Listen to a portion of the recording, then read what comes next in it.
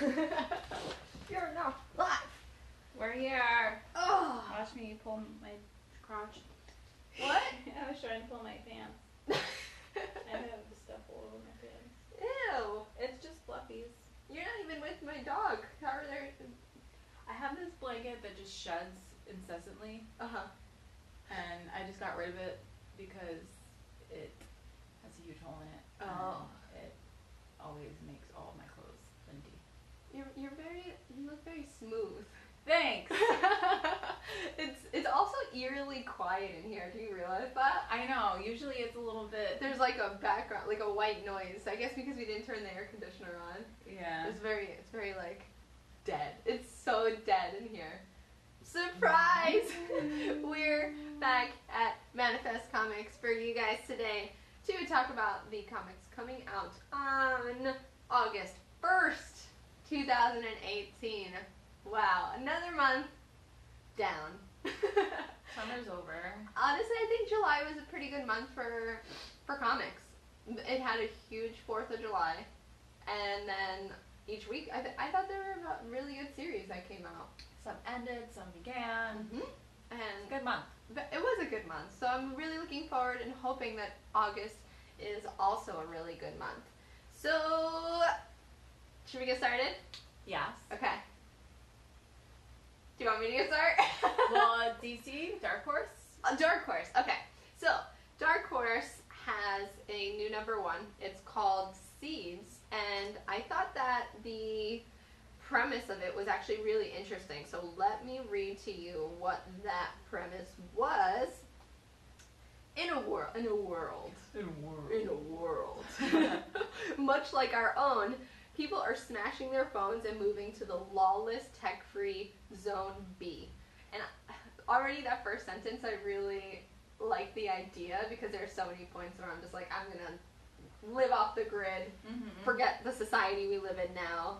I wish there was a civil war we could start so that people could just like live on one good side of the country. Anyway, a few cantankerous aliens have come to collect the last dregs of humanity's essence for the celestial embryo bank. Did I lose you? One of them falls in love. Astra is an idealistic journalist who stumbles into the story of a lifetime only to realize that if she reports it, she'll destroy the last hope of a dying world. How far will she go to get her story? A new 4-issue series, so there's not much to invest in. Okay. By award-winning artist David Aja from Hawkeye, Immortal Iron Fist, and filmmaker journalist Ann Nesenti, who's done Daredevil and Catwoman. So, that's probably the main reason why I was like, this might be a good series to check out, especially since it's only 4 issues and the premise of it is very relevant to modern times, you know, social commentary type of thing, plus sci-fi. And I typically enjoy those sci-fi type of stories. But yeah, so I'm going to try to check out Seeds #1, and that's on Dark Horse. But, so do you have anything for DC? No. No? No. Really? Slow week for DC? Yeah, real slow week for DC. Aww. Nothing for me, at least. I know a new Batman comes out, and then There's a Batman 52. Batman number 52. A new Nightwing. If you guys are following me, Nightwing is already on like number 40 something, which is pretty awesome. Harley Quinn too. Harley Quinn. And that's it, really. Really? Oh Yeah. man. Nothing for me. Nothing that Jenna will read this week for DC. No. So, of course, Image, my favorite series, one of my favorite series, Paper Girls, number 23 is coming out. So, definitely will be on top of that one. So, make sure you check it out. Other than that, those were literally the only 2 comic series that I was going to read this week. Do you have anything else? No. No? What are you guys reading? What's been up in your world, in your comic world, and what have you been the most excited about? Definitely tell us things that should be on our radar. We really enjoy getting to put things on your radar, but, you know, I know, share I the guess love. it's time that we shake it up a little bit. Yeah, we probably should. It's like we need to explore some new series. So let us know what series are the most valuable or important to you that you think we should totally check out too? Well, TES David 1313 says Imaginary Friends. Imaginary What Friends. is that on? Yeah, Is that definitely. When you're going to tell us the name of the series, tell us what publisher too, just so we know what to look for. Because if I looked up Imaginary Friends right now on Google, I'm sure a lot of different things would pop up. Like, oh, you might have an imaginary friend, or you might be schizophrenic. I don't know. I might fall into both categories. I had an imaginary friend until I was like 11. I can safely admit that. Admittedly, I had an imaginary friend for a very long time. I had a brother and a sister, so if I had an imaginary friend, they probably would have beat me up. I grew up an only child. I do have a sister much older than me, so I grew up an only child. And when you're an only child, shout out to all my only child homies out there, you rely a lot on your imagination, a lot, because you have to, play by yourself or play with your action figures and toys. Yeah. So I didn't have the luxury of getting to get beat up by an older brother or sister, or beat up a little sister or brother. It's not fun. It's not fun. So I have some geek news to share. And I know Jenna is not a Game of Thrones fan, but we have a lot of Game of Thrones fans in our community. So it's not new. So it's funny because with Game of Thrones, any tiny little information gets like blown into proportion. Like, oh my god, this is amazing news! But the only news that we got was, oh hey, we're gonna be releasing the final season at the begin of the first half of the year. Can you put, like, that's the news. The first half of 2019, we're getting the last season. That's always literally March or April is when the show comes out. So, I just like to blow that a little. Yeah, I feel like things are just so much more epic now. Like, before, people were great, like, when a new season of a show would come out, you would just see the previews on television, like, oh, it's coming soon in like a few weeks. Mm-hmm. That's cool. Mm-hmm. It wasn't like news. Now with Game of Thrones fans are hardcore. So they actually track where things are being filmed, so they can have they can get an idea of like what storylines are going to take place, because within Game of Thrones, each different country. Kingdom? Uh-huh. Yeah.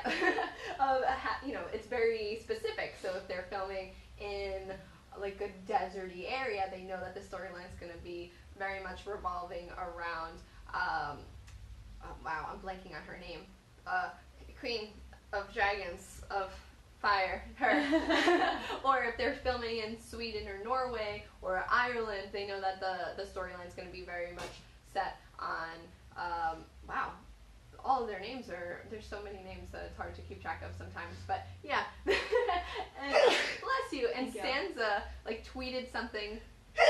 Bless! I'm good. That was like, you also were sneezing in the last live stream. Yeah, I don't know. Got some allergies going on. So Sansa also tweeted something about her being, something being a bittersweet end, blah, blah, blah. So they were like, oh my god, they've stopped filming or whatever, but it's all speculation. Just let the show happen. Yeah, when I read news like that, I'm just kind of like, tell me the release date so I don't miss it. And that's about it. Because they just released a few new trailers for Man in the High Castle, because its release date is going to be, I didn't know that. They have a release date? They have a release date. It's October, or maybe it's December. It's later this year, though. It's before the end of 2018. But if you remember, in New York Comic Con when we went, they told us, oh, it's going to be released in early 2018. Early 2018. That didn't happen. And that didn't happen. I guess because I know Rufus Sewell is on, like, 3 different shows. Yeah. So I feel like maybe that had something to do with it. Or and also, it's, like, a very expensive show to produce. Yeah. It's an amazing show. If you guys have not watched Man in the High Castle, highly recommended. Yeah. It's a great Amazon series, and I was really upset that they kind of like duped us. They did. We were so it's kind of like been more than a year since Oh yeah, since they showed us the initial trailer and sneak peek Yeah. at New York Comic Con. But what could be exciting is when they have the Men in the High Castle panels that they'll show us the episode. Because I think They're not going to do that. I think it comes out that weekend. I think it comes out the same weekend as New York Comic Con. But Amazon might need to use that New York Comic Con space for a different series. They won't. No? Why would they? Because they bought Man in the High Castle and Electric Dreams already had their like panel time. They have that every year. Main panel time. Yeah, so maybe Amazon's gonna be like, no, we're gonna give this to another show. No, I don't think they would do that because it's been a year in anticipation. Why would they let people forget about it? Yeah. Because they have panels for other shows. Mm-hmm. It's not like, Amazon doesn't have the money to buy more panel time. Yeah, those are really our favorite panels, is going and seeing like all the sneak peeks of TV shows and stuff like that at Comic-Con. It's really awesome. Speaking of Comic-Cons, I don't know if you know this, but at San Diego Comic-Con, they announced or talked about a Buffy the Vampire show. Why do they have to revive everything? Okay, so you know how I was super stoked on Charmed? Yeah. Like doing this whole and all this whole like child of all of the witches redo. I don't even know. Were they children of the witches? Yes, it was their daughters that were now the main focus of the show, and I think that's still coming out. Is it? I think it's already out. Well, I was excited about that. And there's a reason why I'm excited about these shows, and it's more so because we were so, you're old. I'm a year older than you. We were so young. We were so young when these shows were super heavily prominent in terms of like pop culture, that now it's being revisited for us, right? And I think I guess. And I'm excited about that. So so Charmed is completely out of my thought, like I don't care about thinking about, I can't even speak. I don't care about Charmed anymore. I care about this Buffy revisit. I'm going to call it a revisit because it's not going to be Buffy the Slayer. There's going to be a new Slayer, but within the Buffy universe. So it's not going to be called Buffy the Vampire Slayer? No, but it is the same world. So there is a Slayer. So Sarah Michelle Gellar might make an appearance. Possibly. We don't know. But yeah. So, surprise! New Buffy the Vampire without a Buffy with a new Slayer. Alright. So, I only have 2 more pieces of news to share with you guys. Not really news, but don't spoil anything about Orange is the New Black. It came out this past Friday. I'm probably going to binge watch it all today. I don't watch it. You don't watch it, you don't care. I stopped watching it.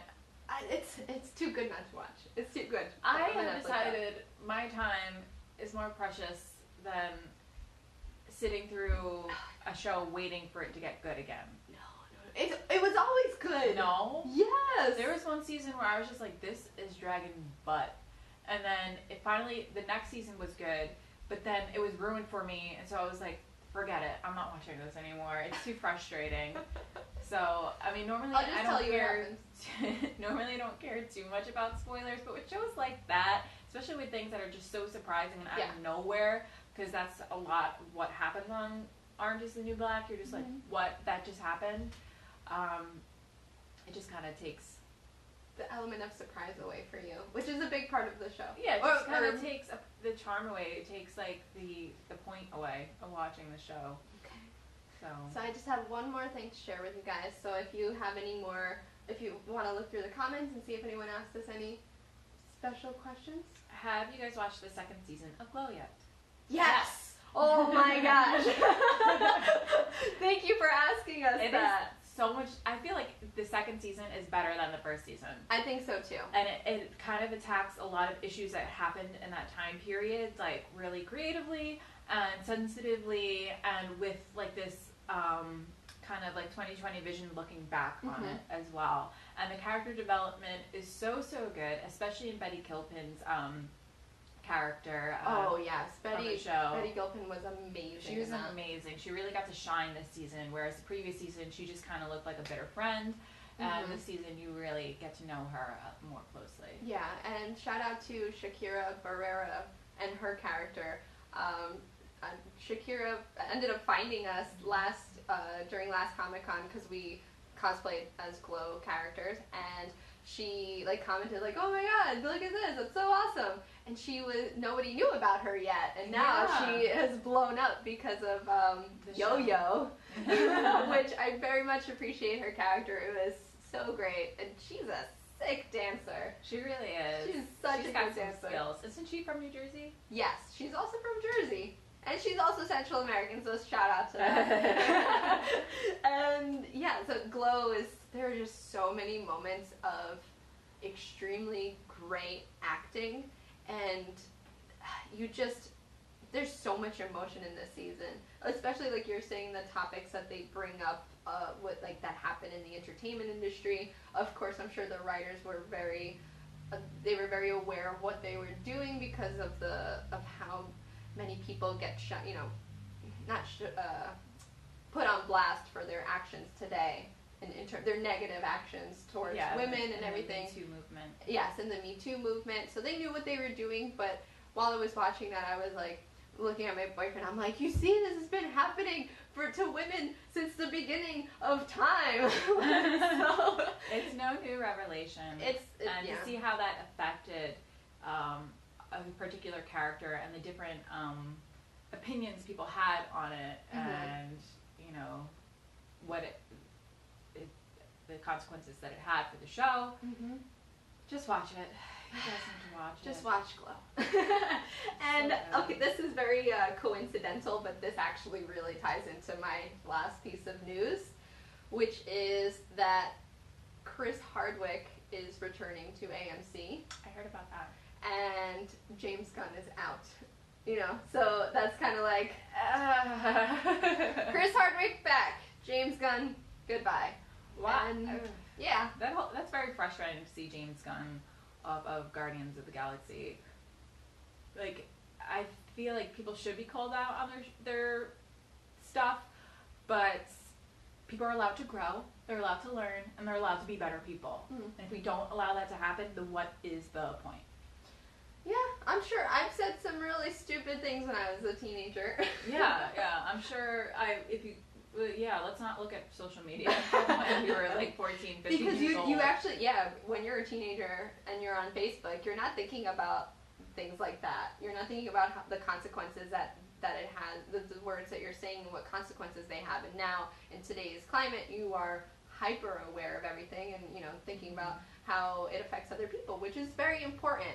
But yeah, I think that a lot of people fall into that category of saying really silly things that possibly is not a direct reflection of your character.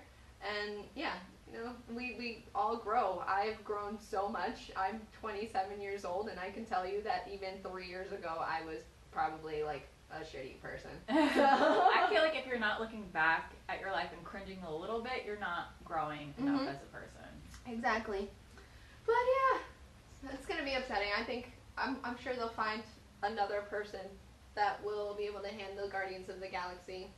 But yeah, if that's all we got. We have more questions. Really? Have you started watching Castle Rock?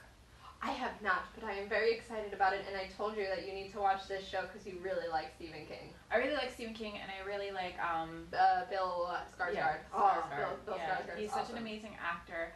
And I listened to him on a podcast once, and he's just like so down to earth because he grew up with like 11 brothers and sisters, and like half of his family's in the business, but like his parents weren't in the business. Yeah. And so they're just so cool. I would love to be around those people. Castle Rock is on our radar. We definitely are going to watch that. I didn't start Castle Rock only because I've been watching Sharp Objects, and that show is insane. That's with Amy Adams? That's with Amy Adams. And if you are like me and really like to watch shows, so the director of this is he's the same director from Big Little Lies. And with that show, there were several instances where you really need to watch things within the frame, because he gives you clues to things.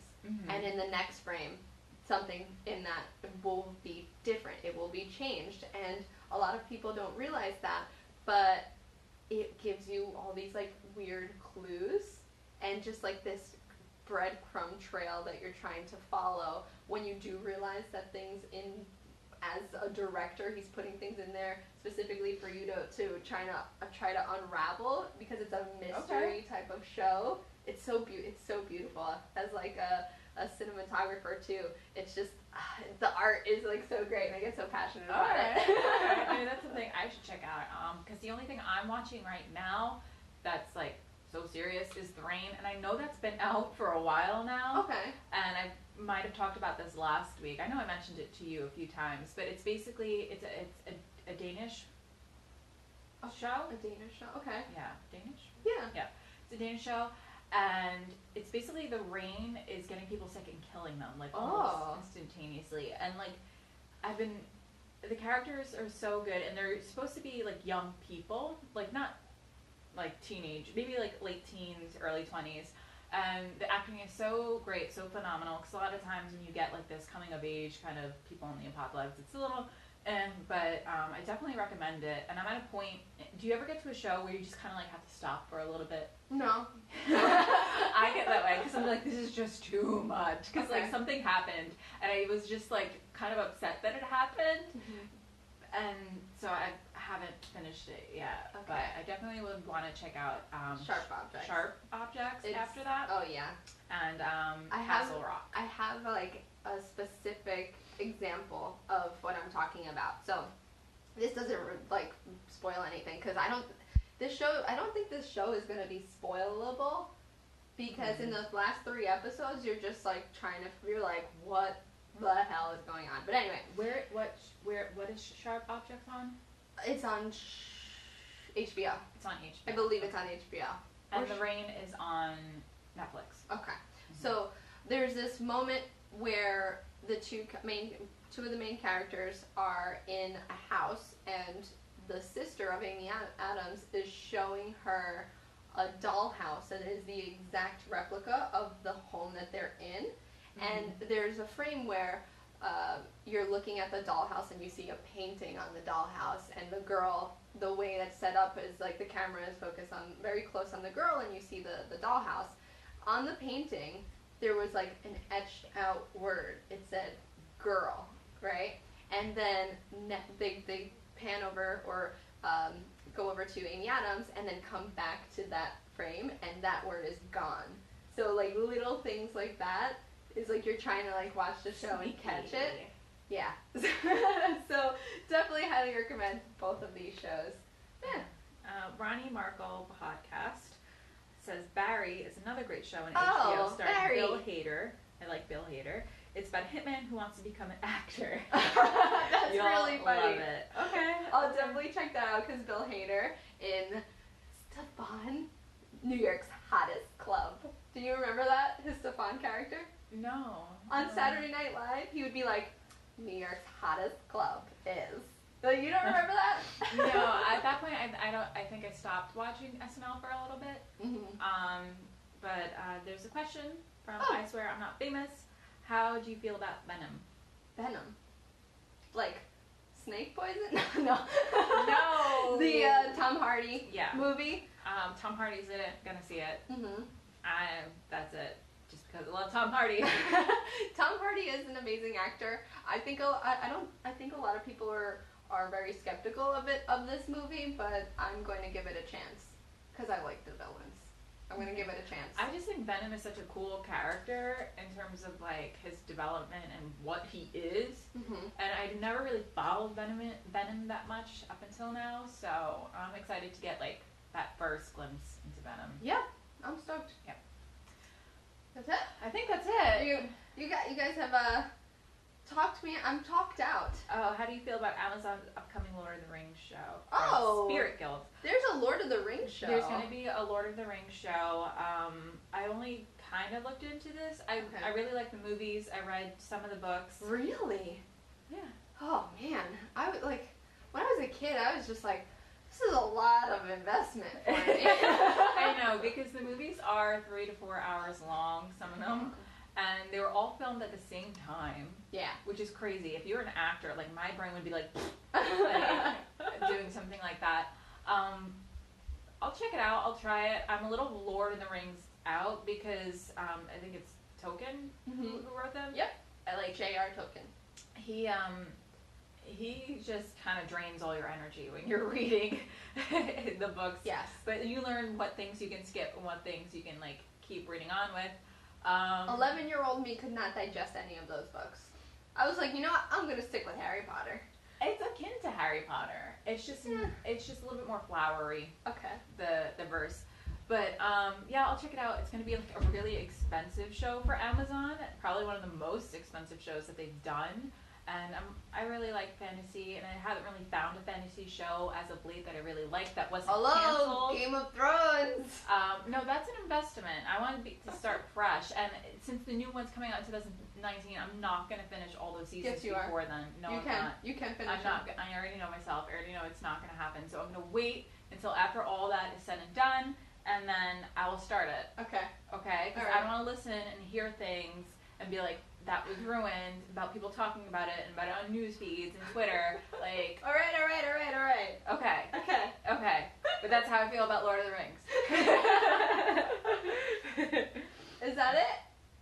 I think we're good. So. I think we're good. Oh, and Ronnie Markle says, I hope Glow becomes a comic book series. So do I. That would be I was cool. thinking about it the other day. I was like, I would love this as a comic book series. Yes, please. Netflix, you're already doing it with Magic Order. Just do it with Glow. Just do it with Glow. All right. Thank you guys so much. Let's start a fire figuratively. We will see you next week on the live stream.